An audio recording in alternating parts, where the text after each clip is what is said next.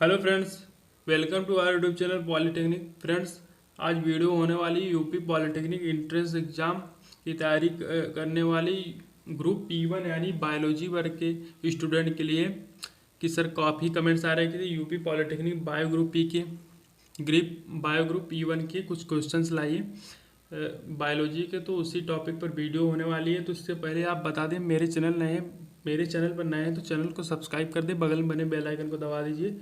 और दोस्तों, अगर आपने इससे पहले मेरा एक वीडियो जैव विकास नहीं देखा है तो उसका वीडियो अपलोड है, जिसका लिंक डिस्क्रिप्शन में मिल जाएगा, वहाँ से वीडियो को देख लेंगे। ठीक है, तो चलिए बिना देर के दोस्तों वीडियो आज कर लेते हैं। अगर दोस्तों एक वीडियो अच्छा लगे तो एक लाइक कर देना।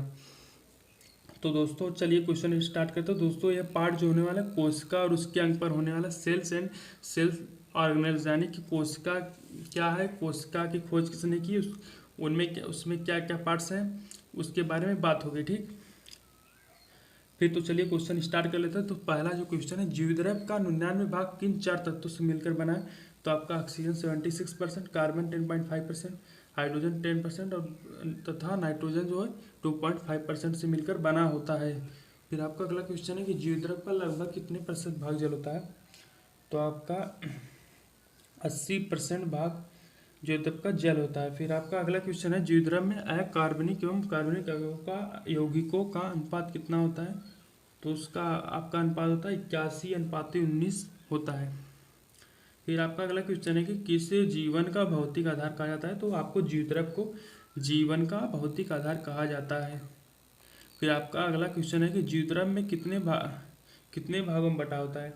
तो आपका 2 भागों में बटा होता है। वो आपका एक होता है कोशिका द्रव्य और दूसरा होता है केंद्रक द्रव्य। फिर आपका अगला क्वेश्चन है कि कोशिका में केंद्रक एवं कोशिका झिल्ली के बीच क्या रहता है। तो उसके बीच आपका कोशिका द्रव्य साइटोप्लाज्म रहता है। फिर आपका अगला क्वेश्चन है कि कोशिका में केंद्रक के अंदर क्या रहता है। तो आपका कोशिका के केंद्रक के अंदर केंद्रक द्रव्य न्यूक्लियोप्लाज्म होता है। फिर आपका अगला है कि कोशिका के अध्ययन के विज्ञान को क्या कहा जाता है। तो आपका कोशिका विज्ञान साइटोलॉजी कहा जाता है। फिर अगला क्वेश्चन है कि कोशिका शब्द का प्रयोग सर्वप्रथम 1665 ईसा पूर्व में किस वैज्ञानिक ने किया। तो रॉबर्ट हुक ने 1665 में सर्वप्रथम इसका यूज किया था। तो चलिए आपको आगे दिखाते हैं दोस्तों। तो आपका अगला क्वेश्चन ये है कि कोशिका सिद्धांत किसने प्रतिपादित किया। तो स्लीडेन ने 1938 और स्वान ने 1939 में इस कोशिका सिद्धांत को प्रतिपादित किया था। फिर आपका अगला क्वेश्चन है कि इलेक्ट्रॉन सूक्ष्मदर्शी की खोज किसने की। तो नाल और रस्का ने 1933 में इलेक्ट्रॉन सूक्ष्मदर्शी की खोज की थी। फिर आपका अगला क्वेश्चन है कि सुविकसित केंद्रक किन कोशिकाओं में नहीं पाया जाता। तो आपका प्रोकैरियोटिक कोशिका में सुविकसित केंद्रक नहीं पाया जाता। फिर आपका अगला क्वेश्चन है कि केंद्रक की खोज किसने की। तो रॉबर्ट ब्राउन ने की थी। जीवन की सबसे छोटी कार्यात्मक एवं संरचनात्मक इकाई क्या होती, कोशिका होती। ठीक है। फिर आपका अगला क्वेश्चन है कि जीवद्रव्य का नामकरण सन 1839 ईसा पूर्व में किस वैज्ञानिक के द्वारा किया गया। तो आपके पुरकेंजे थे जिनके द्वारा किया गया था। फिर आपका अगला है कि सबसे छोटी इकाई जो कोशिका की है माइकोप्लाज्मा गैलीसेप्टिकम जो है सबसे छोटी इकाई होती है कोशिका का। फिर आपकी सबसे लंबी कोशिका कौन सी है। तो तंत्रिका कोशिका जो होता है वो आपका सबसे लंबी होता है। फिर सबसे बड़ी कोशिका आपकी शुतुरमुर्ग का अंडा। ठीक है। फिर आपका कोशिका का निर्माण किस क्रिया से होता है। तो उसमें केंद्र की क्या भूमिका है। कोशिका विभाजन से आपका कोशिका का निर्माण होता है। उसकी अवकेंद्रक की मुख्य भूमिका है, मुख्य अभिकर्ता की भूमिका है। फिर आपका अगला क्वेश्चन है कि कोशिका कितने प्रकार की होती है। तो आपकी 2 प्रकार की होती है, प्रोकैरियोटिक और दूसरा है जो यूकैरियोटिक। ठीक। फिर आपका अगला क्वेश्चन है कि किस प्रकार की कोशिकाओं में हिस्टोन प्रोटीन नहीं होती। तो प्रोकैरियोटिक कोशिका में हिस्टोन प्रोटीन नहीं होती है। तो आपका अगला है कि जीवाणुओं एवं नीलहरित सालों में कौन सी कोशिकाएं पाई जाती हैं। तो आपकी प्रोकैरियोटिक कोशिकाएं बैक्टीरिया एवं शैवाल में पाई जाती है। तो चलिए आपको अगले क्वेश्चन की तरफ दोस्तों ले चलते हैं। फिर रहा दोस्तों आपका अगला क्वेश्चन कि यूकैरियोटिक कोशिका में किस प्रकार के राइबोसोम पाए जाते हैं। तो आपकी यूकैरियोटिक कोशिका में 80 प्रकार के राइबोसोम पाए जाते हैं। फिर आपका अगला क्वेश्चन है कि गाल्जी काय किस कोशिका में उपस्थित रहते हैं। तो गाल्जी काय जो आपका है यूकैरियोटिक में रहते हैं। फिर आपका है केंद्रक झिल्ली, लाइसोसोम, केंद्रिका और सेंट्रियोल किस कोशिका में रहते हैं, पाए जाते हैं। तो यूकैरियोटिक में। फिर आपका अगला क्वेश्चन है कि यूकैरियोटिक कोशिका में डीएनए किस रूप में पाया जाता है। तो पूर्ण विकसित एवं दोहरे सूत्र के रूप में पाया जाता है। यूकैरियोटिक कोशिका में श्वसन किस कोशिका में होती है। तो माइटोकॉन्ड्रियम होती है। ठीक। फिर आपका यूकैरियोटिक कोशिका में प्रकाश संश्लेषण किस में होता है। तो क्लोरोप्लास्ट में। फिर आपका है यूकैरियोटिक कोशिका में प्रकाश हो गया दोस्तों, सॉरी। अगला है यूकैरियोटिक कोशिका में किस प्रकार का कोशिका विभाजन होता है, अर्धसूत्री या समसूत्री प्रकार का। फिर आपका अगला है कि प्रोकैरियोटिक कोशिका में किस वैज्ञानिक के राइबोसोम होते हैं। तो सॉरी दोस्तों, प्रोकैरियोटिक कोशिका में किस प्रकार के राइबोसोम होते हैं। तो 70 प्रकार के राइबोसोम होते हैं। तो दोस्तों यूकैरियोटिक में आपका 80 प्रकार का राइबोसोम होगा और जो प्रोकैरियोटिक कोशिका होता है उसमें 70 प्रकार का होगा। ठीक है। फिर आपका अगला है कि प्रोकैरियोटिक कोशिका में डीएनए किस रूप में पाया जाता है। तो इसमें आपका एकल सूत्र रूप में पाया जाता है, जबकि यूकैरियोटिक में आपका जो होता है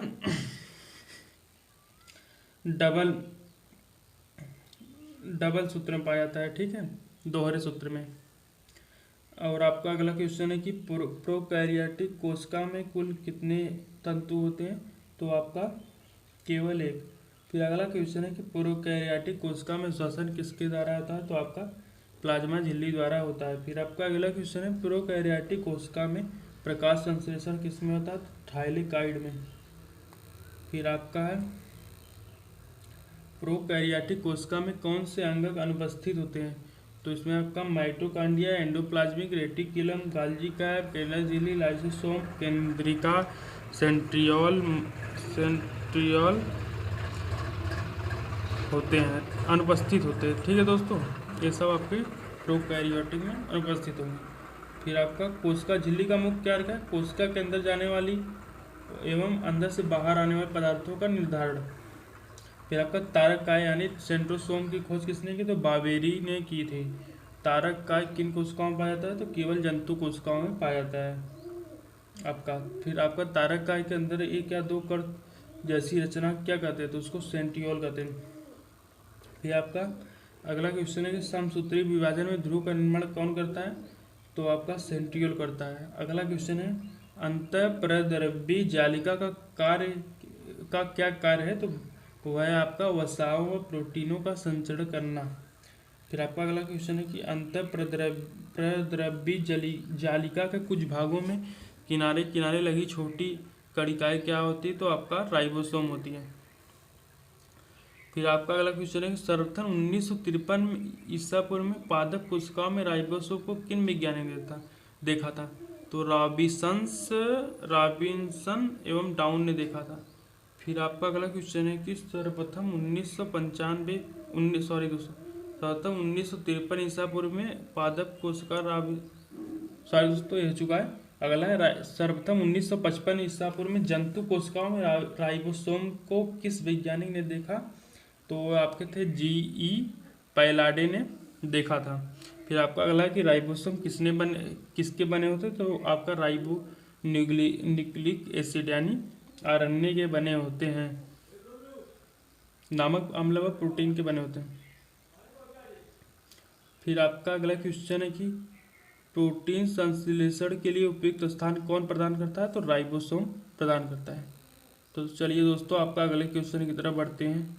फिर आपका अगला क्वेश्चन है कि किससे प्रोटीन की फैक्ट्री कहा जाता है। तो राइबोसोम को प्रोटीन की फैक्ट्री कहा जाता है। तो आपका अगला क्वेश्चन है कि स्तनी के किस रुधिर कणिका में राइबोसोम अंतःप्रद्रव्य जालिका नहीं पाया था। तो लाल रुधिर कणिका RBCs में नहीं पाया था। आपका अगला क्वेश्चन है लाइसोसोम जो होता है उसकी खोज किसने की। तो डी डूबे ने की थी। तो लाइसोसोम का अगला क्वेश्चन, लाइसोसोम का कार्य क्या है। तो बाहरी पदार्थों का भक्षण और पाचन करना। फिर अगला क्वेश्चन है कि लाइसोसोम में कितने प्रकार के एंजाइम पाए जाते हैं। तो आपके 24 प्रकार के एंजाइम जो लाइसोसोम में पाए जाते हैं। फिर आपका अगला क्वेश्चन है कि स्तनधारियों को किस रक्त कणिका में लाइसोसोम नहीं पाया जाता। लाल रक्त कणिका में लाई नहीं पाया था। फिर आपका अगला है कि माइटोकॉन्ड्रिया की खोज 1886 ईसा पूर्व में किसने की? तो अल्टमैन ने। दोस्तों ये सभी जितने खोज वाले क्वेश्चन है बहुत इंपॉर्टेंट है, इसको आप पूरा पढ़ लेंगे। जो खोज वाले हैं, कौन से विज्ञानी ने खोज की थी, इसको आप पूरा पढ़ लेंगे, ठीक। फिर आपका अगला है कि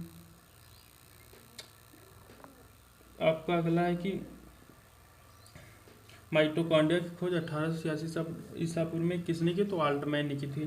फिर आपका अगला है किस विज्ञान ने माइटोकॉन्ड्रिया का नाम दिया? तो बेंडा ने। फिर आपका कोशिका का श्वसन स्थल किसे कहा जाता है? तो माइटोकॉन्ड्रिया को कोशिका का श्वसन स्थल कहा जाता है। तो आपका गाल्जी काय की खोज किस विज्ञानी की? तो कैमिलो गाल्जी काय की खोज की थी। तो आपका अगला क्वेश्चन है कि कोशिका के अणुओं का यातायात प्रबंधक किसे कहा जाता है? गाल्जी काय को। लवक कहाँ पाए जाते हैं? केवल पादप कोशिकाओं में। कि लवक कितने प्रकार के होते हैं? लवक 3 प्रकार के होते हैं, हरित लवक, अवर्णी लवक और तीसरा वर्णी लवक। फिर आपका अगला है कि पादप कोशिका की नहीं सॉरी दोस्तों, किस लवक की सहायता से पौधे प्रकाश संश्लेषण करते हैं? तो हरित लवक क्लोरोप्लास्ट द्वारा करते हैं। फिर आपका अगला है कि पादप कोशिका की रसोई किसे कहा जाता है? तो हरित लवक को पादप कोशिका की रसोई कहा जाता है। तो आपका पत्तियों का पीला रंग किस कारण से होता है? तो आपका पत्तियों का पीला रंग पत्तियों में कैरेटीन का निर्माण होने के कारण होता है। फिर अगला क्वेश्चन है भोज्य पदार्थों का संग्रह करने वाला लवक कौन है? तो अवर्णी लवक, ल्यूकोप्लास्ट। फिर आपका अवर्णी लवक कहाँ पाया जाता है? जड़ों में, भूमिगत तनों में। वर्णी लवक कहाँ पाया जाता है? पुष्प, फल, वित्ती, बीज आदि। टमाटर का रंग लाल किस वर्णी लवक के कारण होता है? तो लाइकोपीन। गाजर में कौन सी वर्णी लवक पाया जाता है? तो कैरोटीन। चुकंदर में कौन सा वर्णी लवक पाया जाता है? विटामिन। कोशिका का निर्जीव रचना क्या है? राजधानी, वैक्यूलस। क्रोमेटिन किसका बना था? प्रोटीन एवं डीऑक्सीराइबोन्यूक्लिक एसिड, डीएनए का, ठीक है। कोशिका विभाजन के समय क्रोमेटिन सिकुड़कर अनेक मोटे एवं छोटे भाग के रूप में संगठित हो जाते हैं। इन धागों को क्या कहते हैं? उनको क्रोमोसोम यानी गुणसूत्र कहते हैं। मानव में कितने गुणसूत्र होते हैं? 23 जोड़ी। चिंपैंजी में कितने गुणसूत्र होते हैं? 24 जोड़ी। बंदर में कितने गुणसूत्र होते हैं? 21 जोड़ी। तो दोस्तों अगर वीडियो अच्छा लगे तो लाइक कर देना। तो ये था आपका UP polytechnic entrance exam group E1 bio वालों के लिए बायोलॉजी के कुछ क्वेश्चन और भी ऐसे क्वेश्चन लाता रहूँगा। चैनल पर नए तो सब्सक्राइब कर देना। वीडियो अच्छा लगे तो लाइक कर देना। Thanks for watching video.